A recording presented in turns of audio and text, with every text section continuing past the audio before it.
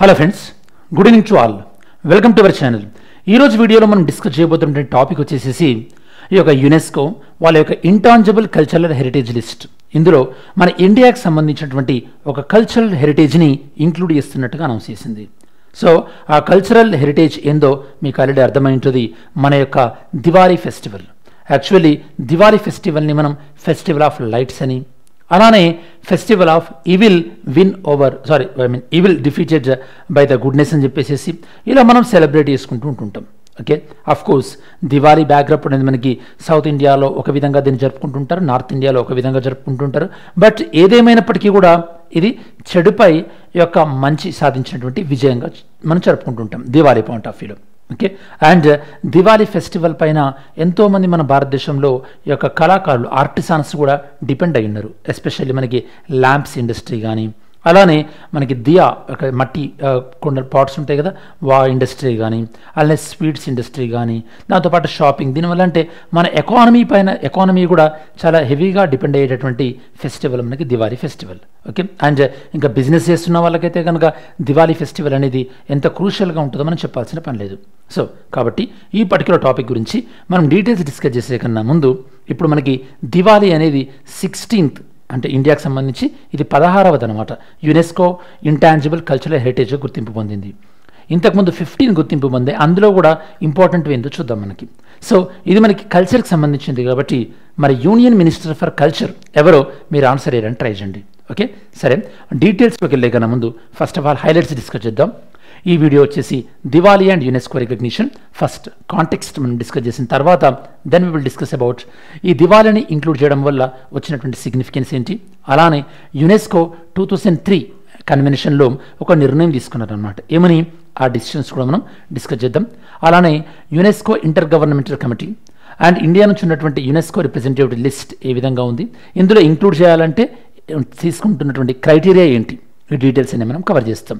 అలానే ఈ particular topic వచ్చేసి మీకు ఎగ్జామినేషన్ పాయింట్ ఆఫ్ వ్యూలో general studies paper 1 Indian heritage and culture, అలానే GS paper 2 IR and governance కూడా మీరు సిలబస్ మ్యాప్ చేసుకోవచ్చు. ఓకే, సరే కాంటెక్స్ట్. మేము ఇందాక మాట్లాడుకున్నట్టుగా మన భారతదేశం నుంచి దీపావళి ఫెస్టివల్ అండ్ దివాళీ అనుకుంటుంటాం కదా.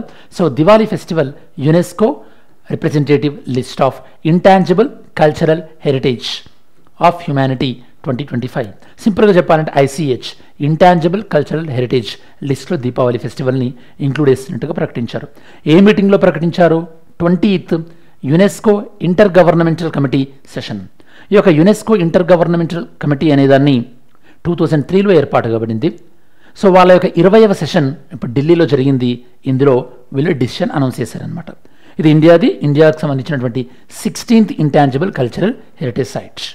ఓకే, ప్రతి కంట్రీ కూడా ఈ మీటింగ్ జరిగేటప్పుడు, అంటే యునెస్కో వాళ్ళ యొక్క ఇంటర్ గవర్నమెంటల్ కమిటీ మీటింగ్ జరిగేటప్పుడు ప్రతి కంట్రీ వాళ్ళు ఒక్కొక్క నామినేషన్ ఇవ్వచ్చు, అంటే ఒక్కొక్క పేరును ప్రపోజ్ చేయొచ్చు. అందులో నుంచి కొన్నింటిని యునెస్కో సెలెక్ట్ చేస్తుంది. యాక్చువల్లీ ఇంటాంజిబుల్ కల్చరల్ హెరిటేజ్ లిస్టుతో పాటు ఏవైతే గనక చారిత్రాత్మకంగా ఉండి అవి ప్రమాదంలో ఉన్నాయో ప్రొటెక్ట్ చేయాల్సినటువంటి వాటిని కూడా వీళ్ళు అనౌన్స్ చేస్తారు. అఫ్ కోర్స్ ఇండియాకి సంబంధించి అదేం లేదనుకోండి, బట్ వేరే కంట్రీకి సంబంధించి కొన్ని లిస్ట్ అనౌన్స్ చేస్తారు. అంటే వాటిని మనం కాపాడుకోకపోతే అవి అంతరించిపోతాయి అని చెప్పేసి. ఈ వీడియోలో మనం ఫస్ట్ ఆఫ్ ఆల్ మనకు అర్థం కావాల్సింది ఏంటంటే మీకు so UNESCO. Okay, UNESCO point of వ్యూలో మీకు ఎగ్జామినేషన్ పాయింట్ ఆఫ్ వ్యూలో కానీ ఇన్ జనరల్గా కానీ మీరు మనకి 3 పాయింట్ ఆఫ్ వ్యూలో మనం వింటుంటాం. Okay, first of all UNESCO world heritage sites, UNESCO world heritage sites. Idea ఉంటే చెప్పండి యునెస్కో వరల్డ్ హెరిటేజ్ సైట్స్ ఎన్ని ఉన్నాయని చెప్పేసి. Next UNESCO intangible cultural heritage sites, cultural heritage. Okay, intangible cultural heritage. Intangible అంటే ఏంటి? ఇది మనము టచ్ చేయలేము. Okay, only we have to see. అంటే మన కల్చర్ ఫెస్టివల్ని మనం ఎలా సెలబ్రేట్ చేసుకుంటాం, అలానే ఒక యోగా లాంటిది ఎలా అయితే ప్రాక్టీస్ చేస్తామో, అంటే ఇది ఒక చూసేటటువంటి ఒక ఫిజికల్ ఫామ్లో ఉండేటటువంటిది కాదు. అదే యునెస్కో వరల్డ్ హెరిటేజ్ సైట్ అనేది ఒక ఫిజికల్ ఫామ్లో ఉండేటటువంటి స్ట్రక్చర్స్ ఉంటాయి అన్నమాట. దాంతోపాటు UNESCO biosphere. Okay, UNESCO biospheres. Okay, ఇలా మనకి యునెస్కోకి సంబంధించి 3 అంటే డిఫరెంట్ విధాలుగా మనం నేర్చుకుంటుంటాం. ఈరోజు మనం నేర్చుకుంటుంది intangible cultural heritage. So intangible cultural హెరిటేజ్ని ప్రొటెక్ట్ చేయాలని చెప్పేసి యునెస్కో వాళ్ళు 2003లో డిసైడ్ చేశారు. 2003లో డిసైడ్ చేసిన తర్వాత ఈ యొక్క ఇంటాంజిబుల్ కల్చరల్ హెరిటేజ్ ఏవైతే ఉంటాయో వాటిని మెయింటైన్ చేయడం కోసం అని చెప్పేసి UNESCO inter governmental committee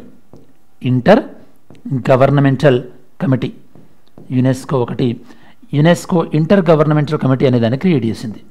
UNESCO inter governmental committee IGC అంటాం, ఐజీసీ. ఓకే, సో వీళ్ళు ఈ యొక్క యునెస్కో వరల్డ్ హెరిటేజ్ అంటే ఇంటాంజిబుల్ కల్చరల్ హెరిటేజ్ ఏవైతే ఉంటాయో అంటే సింపుల్గా చెప్పాలంటే మనకు వారసత్వ సంపద అన్నట్టు తెలుగులో చెప్పాలంటే. ఓకే, అంటే తరతరాల నుంచి వస్తున్నటువంటి ఒక కల్చర్. మరి ఇలా రికగ్నిషన్ రావడం వల్ల ఏమవుతుంది, వీటికి గ్లోబల్గా రికగ్నిషన్ వస్తుంది ఈ లిస్ట్లో ఉంటే.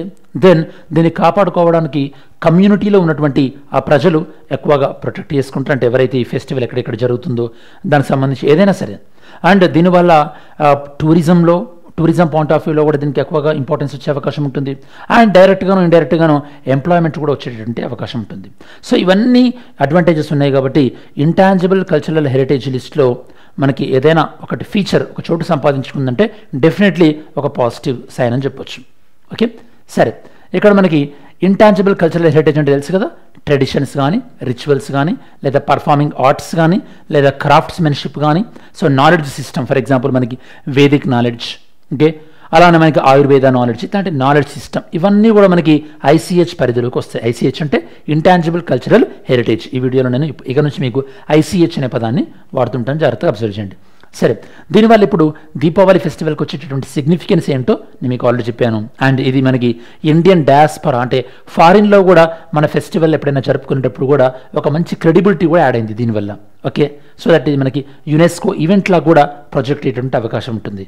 ఓకే, నెక్స్ట్ 2003లో మీకు ఇందాక చెప్పినట్టుగా యునెస్కో వాళ్ళు 2003 మీటింగ్లో వాళ్ళు ఏం డిసైడ్ చేశారంటే, అంటే వాళ్ళది ఒక అది 32nd మీటింగ్ అనమాట, జనరల్ మీటింగ్. అందులో వీళ్ళు ఏమనుకున్నారంటే, మనం ఇన్ని రోజులుగా ఈ యొక్క యునెస్కో వరల్డ్ హెరిటేజ్ సైట్స్ పైన కాన్సన్ట్రేట్ చేస్తున్నాం, ఇక నుంచి ఇంటాంజిబుల్ సైట్స్ పైన కూడా మనం కాన్సన్ట్రేట్ చేయాలి. ఇంటాంజిబుల్ కల్చరల్ అంటే మనకి యాక్టివిటీస్ పైన కూడా మనము కాన్సన్ట్రేట్ చేయాలని చెప్పేసి అప్పటి నుంచి వీళ్ళు ఒక ఇంటర్ గవర్నమెంటల్ కమిటీని ఏర్పాటు చేసుకోవడం జరిగింది. అండ్ ఇంటర్ గవర్నమెంటల్ కమిటీ అనేది మెయిన్గా ఒక కంట్రీ ఇచ్చినటువంటి నామినేషన్స్ పరిశీలించి, చెప్పాను కదా, ఒక కంట్రీ ఒక నామినేషన్ ఇవ్వాల్సి ఉంటుంది for every 2 years. Okay, every 2 yearsలో వాళ్ళు ఇచ్చినటువంటి నామినేషన్ బట్టి వాటిని ఎగ్జామిన్ చేసి నిజంగానే ఒకవేళ దానికి ఆ క్రెడిబిలిటీ ఉన్నా, లేదా ఒకవేళ ఫిజిబిలిటీ ఆ ఇయర్ ఏషియా నుంచి కానీ లేదా ఆఫ్రికా నుంచి కానీ ఇచ్చేటటువంటి దాంట్లో వారి దానికి అంటే పాసిబిలిటీ ఉంటే, ఇవన్నీ ఆలోచించిన తర్వాత డెఫినెట్లీ వీళ్ళకు ఐసీహెచ్ హోదా అనేది ఇవ్వడం జరుగుతుందన్నమాట. సో దీనివల్ల కల్చరల్ గుర్తింపు వస్తుంది. అండ్ అందులో ఉండే వాళ్ళకి కల్చర్ పైన కానీ ఆ ట్రెడిషన్ పైన కానీ డిపెండ్ అయిన వాళ్ళకి ఎంప్లాయ్మెంట్ ఇలాంటివి డైరెక్ట్ అండ్ ఇండైరెక్ట్ బెనిఫిట్స్ ఉంటాయని చెప్పాను. ఓకే, యునెస్కో వాళ్ళు ఏవైతే కనుక ఇంటాంజిబుల్ కల్చర్స్ డేంజర్లో ఉన్నాయో వాటిని సేఫ్ గార్డ్ అంటే వాటిని కాపాడుకోవడానికి అని చెప్పేసి యునెస్కో వాళ్ళు ఈ యొక్క కొన్ని ప్లేసెస్ని అనౌన్స్ చేస్తుంటారు. ఇవేంటంటే urgent need of safeguards అనమాట. For example Vietnam Cham pottery అని, అలానే అల్బేనియాస్ జుల్బ్లేటా గార్మెంట్ అని, ఇలా డిఫరెంట్ వీళ్ళు సేఫ్ గార్డ్ లిస్ట్ కూడా అనౌన్స్ చేస్తున్నారు అనమాట. అండ్ ఇండియా నుంచి ఐసీహెచ్ ఎలిమెంట్స్ ఎన్ని ఉన్నాయని చెప్పాను నేను మీకు, 16 ఉన్నాయని చెప్పాను కదా. ఈ 16th దీపావళి కన్నా ముందు 15th ఏమన్నా అనౌన్స్మెంట్కి నవరోజ్ ఫెస్టివల్. మీకు గుర్తుంటే కనుక నేను అంటే డిఫరెంట్ కాంటెక్స్లో చెప్పేటప్పుడు మిడివల్ హిస్టరీలో బాల్బన్ అనేటటువంటి రాజు ఈ యొక్క నవరోజ్ ఫెస్టివల్ని పర్షియా నుంచి దాన్ని అక్కడ నుంచి ఇన్స్పిరేషన్గా తీసుకొని ఇక్కడ ఇంప్లిమెంట్ చేశాడు. తనను తాను కింగ్గా ఫీల్ అయ్యేవాడు బాల్బన్. తను నవరోజ్ ఫెస్టివల్, దాంతోపాటు ఈ యొక్క కింగ్ యొక్క ఫీట్ ఏదైతే ఉంటుందో, పాదాలు ఏదైతే ఉంటుందో దాన్ని కిస్ చేయాలని చెప్పేసి ఇట్లాంటి కొన్ని ట్రెడిషన్స్ తీసుకొచ్చాడు అని చెప్పేసి మనం మాట్లాడుకున్నాం. దాంతోపాటు garba dance, okay, devotional dance 2023లో గుర్తింపు వచ్చింది. దుర్గా పూజ 2021 అండ్ కుంభమేళా 2017 అండ్ యోగాకి 2016.